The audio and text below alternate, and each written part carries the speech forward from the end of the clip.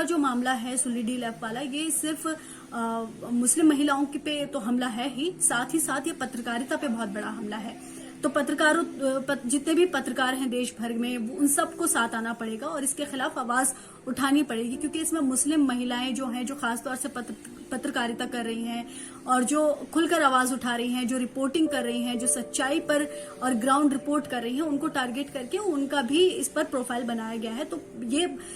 किसी पत्रकार की अगर प्रोफाइल अगर किसी सोशल मीडिया पर इस तरह से बनाई जा रही है, तो वो किसी भी पत्रकार का निजी मामला नहीं होता है, वो पत्रकारिता पर खुलकर एक हमला है। तो Yogi Adityanath was sitting on the stage with a person who went on to say कि Muslim women should be removed from their graves and should be raped. इस बात की है कि उनकी मां बहन और बेटियों को कब्र से निकालो और उनकी कटाइयों के साथ बलात्कार करो। आज ये समय की मांग है मुझको, और यह केवल हिंदू मावाही कर सकती है, संगठित युवा शक्ति कर सकती है। पिछले कुछ दिनों पहले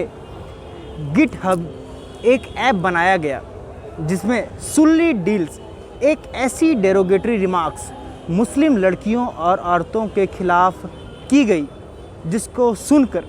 कोई भी सभ्य समाज उसे बर्दाश्त नहीं करेगा। दरअसल मुस्लिम लड़कियां और औरतें जो खुलकर समाज में अन्याय के खिलाफ और सरकार की गलत नीतियों के खिलाफ सामने आई है पिछले कुछ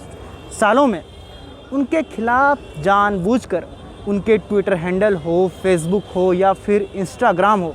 सभी सोशल नेटवर्क पर कुछ लोग उनके पीछे पड़ जाते हैं, साइबर बुलिंग करते हैं और फिर उनके तस्वीरें हो या उनके वीडियोज़ हो, उन्हें डॉक्टर्ड करके वायरल की जाती है। हालांकि दिल्ली पुलिस साइबर सेल ने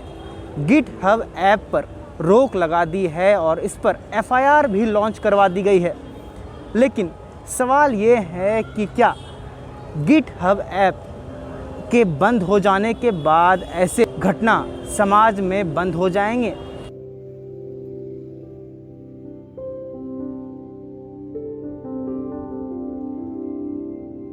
एंटी-सीएए और एनआरसी का जो आंदोलन हुआ है, उसके बाद से मुस्लिम महिलाओं को जो है ज्यादा टारगेट किया जा रहा है, क्योंकि अगर हम देखें जब सीएए और एनआरसी के खिलाफ जब आंदोलन हो रहा था, तो हम लोगों ने बिल्कुल साफ तरीके से देखा कि किस तरह से रूलिंग पार्टी की तरफ से, जो मेन स्ट्रीम मीडिया है उसकी तरफ से, किस तरह से शाहीन बाग की महिलाओं को लेकर जामिया मिलिया इस्लामिया की जो स्टूडेंट एक्टिविस्ट रही हैं उनको लेकर किस तरह की बातचीत की गई, उसमें किस तरह की फेक न्यूज फैलाकर उनके बारे में कहा गया और उनके बारे में कहा गया कि वो 500 रुपए लेकर वो धरना प्रदर्शन में शामिल होती हैं महिलाएं, और किस तरह से मतलब सफूरा जरगर जो हैं उनकी प्रेगनेंसी को लेकर किस तरह से बातचीत की गई है। तो ये सिलसिलेवार ही रहा है और सिर्फ अल्पसंख्यक महिलाएं ही नहीं, मतलब अगर किसान आंदोलन भी हम देखें तो किसान आंदोलन में मौजूद जो किसान महिलाएं हैं उनके बारे में किस तरह से रूलिंग पार्टी के जो मेंबर्स रहे हैं, नेता रहे हैं और जो एक्सट्रीमिस्ट ग्रुप है उसने किस तरह से बातें की हैं कि 100 रुपए लेकर ये महिलाएं जो हैं वो आंदोलन में शामिल हुई हैं। Particularly after the CA-NRC movement, the attack on Muslim women has only grown like tenfold, because not to say that it didn't exist before, it was, but they always assume that Muslim women are these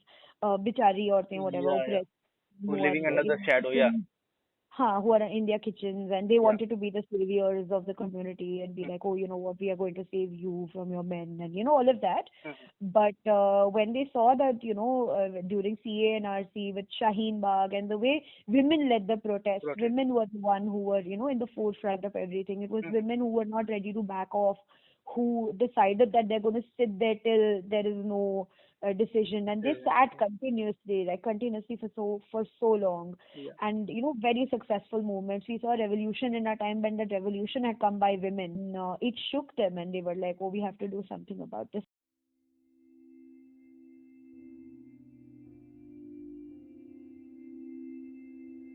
जिस तरह से उनकी तस्वीरें चुराई गई हैं, उनकी privacy पर हमला है, और सुप्रीम कोर्ट भी कहता है कि राइट टू प्राइवेसी के बारे में सुप्रीम कोर्ट का भी एक वर्डिक्ट आया है, उसको आप पढ़ सकते हैं। तो इस पर ये जो ट्विटर हैं, जो सोशल मीडिया, जो बाकी प्लेटफॉर्म्स हैं, फेसबुक हो, ट्विटर हो, रेडिट हो या बाकी और जो प्लेटफॉर्म है, उनकी जो जवाबदेही है, साथ में सरकार की जवाबदेही, इस तरह की जो ट्रोलिंग है उन पर कार्रवाई करने के लिए ये इनकी ज्यादा मतलब टैकल करने के लिए इनकी ज्यादा जिम्मेदारी बनती है। और मुस्लिम महिलाएं जो कर सकती हैं वो ये है कि भाई आप अपना रेसिस्टेंस तो ना छोड़िए, आपका जो अधिकार है वो तो अधिकार है कि मतलब आप इंटरनेट का इस्तेमाल करें, आप सोशल मीडिया का खुलकर इस्तेमाल करें, वहां पे आपकी एग्जिस्टेंस है, वो एक पब्लिक प्लेस है, आप अपनी बात का, अपनी आइडियोलॉजी का, चाहे वो विरोध की हो, चाहे वो किसी भी तरह सहमति की हो, असहमति की हो, आपको पूरा अधिकार है कि वो उस चीज पर करें। और वो अपनी पिक्चर का भी इस्तेमाल कर ही सकती हैं। तो मतलब ये अधिकार है,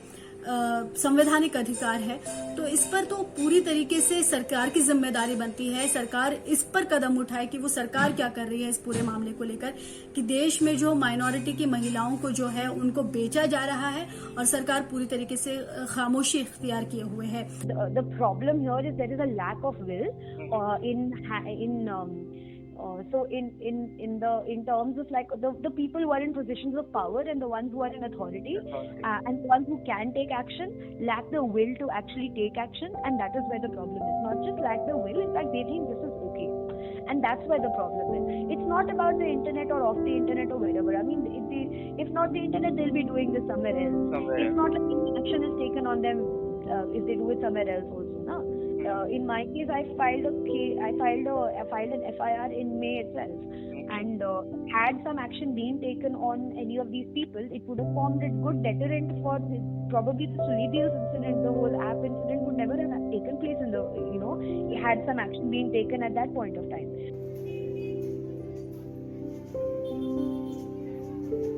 ये जो है कहीं ना कहीं इसको जो राइट विंगर्स हैं उनकी तरफ से इनको पूरी तरह से सपोर्ट मिला हुआ है, शेयर मिला हुआ है। और हम बहुत ज्यादा अगर पीछे ना जाएं तो गौरी लंकेश का अगर मामला हम लोग देखें तो किस तरह से गौरी लंकेश को मारने वाले जो हैं वो किस विचारधारा से आ रहे थे, ये भी देखने की बेइंतहा जरूरत है।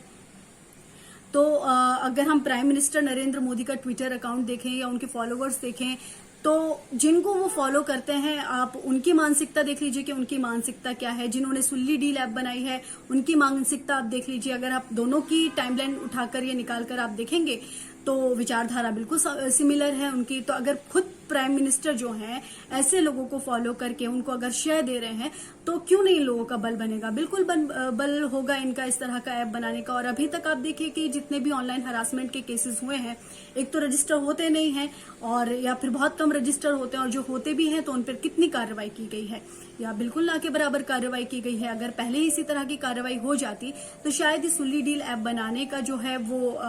हिम्मत नहीं होती लोगों में। लेकिन अब हिम्मत मिली है उन लोगों को क्योंकि कोई कार्रवाई नहीं की गई है और पीएम मोदी खुद इस तरह के लोगों को फॉलो कर रहे हैं ट्विटर पर और अपने बाकी सोशल मीडिया पर। और सिर्फ फॉलो नहीं कर रहे हैं बल्कि आप उनके देखिए कि जो पार्टी के मेंबर हैं, उनके जो नेता हैं जिनको एक संवैधानिक उनको पद मिला हुआ है, वो महिलाओं के बारे में किस तरह की बातचीत करते नजर आते हैं। इस्लामोफोबिक जो 2014 के बाद से कैंपेन चला है तो उसमें पूरा साफ हो जाता है कि किस तरह से मुस्लिम महिलाओं को जो है वो टारगेट किया जा रहा है। और एमनेस्टी इंटरनेशनल की जो और ORF की जो रिपोर्ट है वो यही बता रही है कि जो ट्रोलिंग है, जो हरासमेंट है, वो मुस्लिम महिलाओं को इस्लामोफोबिक उनकी आइडेंटिटी की वजह से उनको टारगेट करके किया जा रहा है।